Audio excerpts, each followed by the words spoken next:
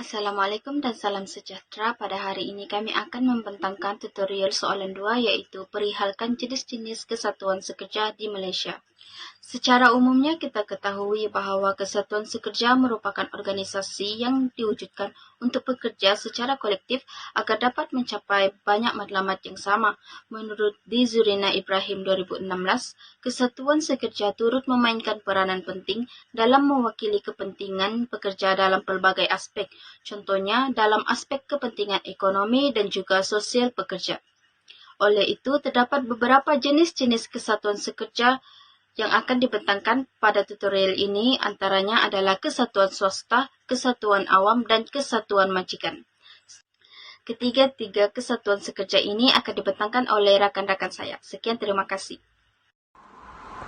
Saya Muhammad Syaril Azizi bin Burhan, BA 20160954. Seterusnya, kesatuan swasta. Kesatuan sekerja swasta ini terdiri daripada kesatuan yang bersifat kebangsaan atau kesatuan dalaman. Kesatuan yang bersifat kebangsaan mencakupi semua pekerja dalam trend, pekerjaan dan industri yang sama ataupun serupa. Kesatuan-kesatuan yang besar pula mempunyai struktur yang lebih luas seperti cawangan di peringkat kawasan dan tempat atau komuniti di peringkat kilang. Kesatuan dalaman pula ialah kesatuan yang terdiri daripada semua pekerja di tempat pekerjaan yang berkenaan. Objektif kesatuan sekerja swasta ialah memajukan kepentingan pekerja dalam bidang perhubungan perusahaan, kemasyarakatan dan ilmu pengetahuan. Selain itu, mengatur hubungan di antara pekerja dengan majikan, melaksanakan perhubungan perusahaan yang baik, meningkatkan daya pengeluaran, sukatan gaji yang adil dan sesuai, syarat-syarat pekerjaan yang berpatutan dan keselamatan di tempat kerja. Seterusnya, memajukan kebajikan ahli-ahli, kesatuan dari segi sosial, kebendaan dan pendidikan menurut undang-undang. Memberi kebantuan guaman kepada ahli-ahli, menganjurkan kursus, dialog, seminar dan sebagainya. Keahlian kesatuan ini terbuka kepada semua pekerja-pekerja sektor swasta. Seterusnya, saya teruskan dengan kesatuan sekerja sektor awam. Kesatuan sekerja sektor awam dianggotai oleh pekerja sektor awam atau kaki tangan kerajaan, termasuklah kaki tangan awam persekutuan negeri atau badan berkanun. Dalam sektor awam, Akta Kesatuan Sekerja telah memperuntukkan bahawa pekerja hanya dapat menyertai dan menubuhkan kesatuan yang ahlinya terdiri dari satu kementerian, jabatan ataupun pekerjaan. Syarat-syarat pekerjaan serta yang berkaitan dengan gaji telah dirunding di peringkat kebangsaan di antara pihak kerajaan dan Kongres Kesatuan Pekerja-Pekerja.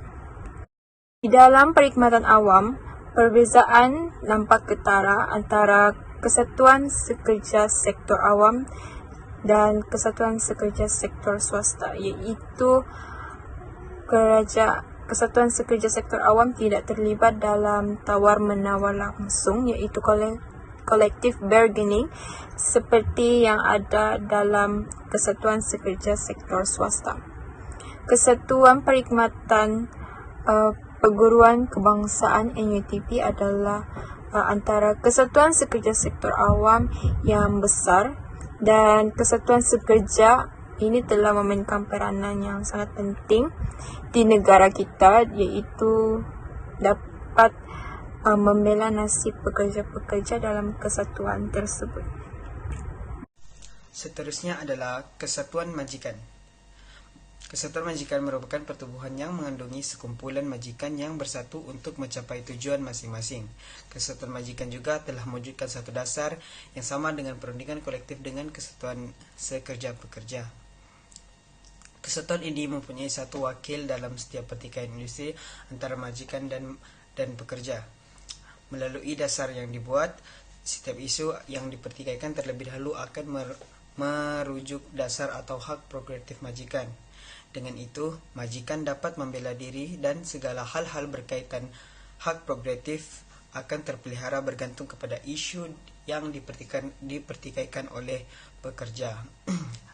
Kesatuan majikan ini juga dikenali sebagai satu peraturan yang mana merupakan pertubuhan yang mengandungi sekumpulan majikan yang bersatu untuk mencapai tujuan masing-masing. Dalam kesatuan majikan juga terdapat akta memberi hak yang sama kepada majikan untuk menubuhkan dan menganggotai kesatuan majikan. Tetapi majikan tidak boleh menganggotai kesatuan sekerja. Contoh kesatuan majikan adalah Bidang Industri Perladangan, Persatuan Pengeluaran Perladangan Tanah Melayu, MAPA, dan Industri Perbankan, Persatuan Bank-Bank Perdagangan Tanah Melayu, yakni MCBA. Kesatuan majikan juga mempunyai 3 objektif. Yang pertama adalah menggalakkan dan melindungi kepentingan ahli-ahlinya. Dan yang kedua, untuk berunding dan tawar-menawar dengan kesatuan sekerja-pekerja. Dan yang terakhir sekali adalah mewakili ahli-ahli dalam mana-mana pertikaian perladangan antara seseorang ahli dengan kesatuan sekerja-pekerja. Sekian, terima kasih. Oke, akhir sekali adalah kesimpulan. Kesimpulannya, melalui penerangan yang telah dijelaskan, terdapat 3 jenis kesatuan yang telah ditubuhkan di Malaysia, iaitu kesatuan swasta, kesatuan awam, dan kesatuan majikan.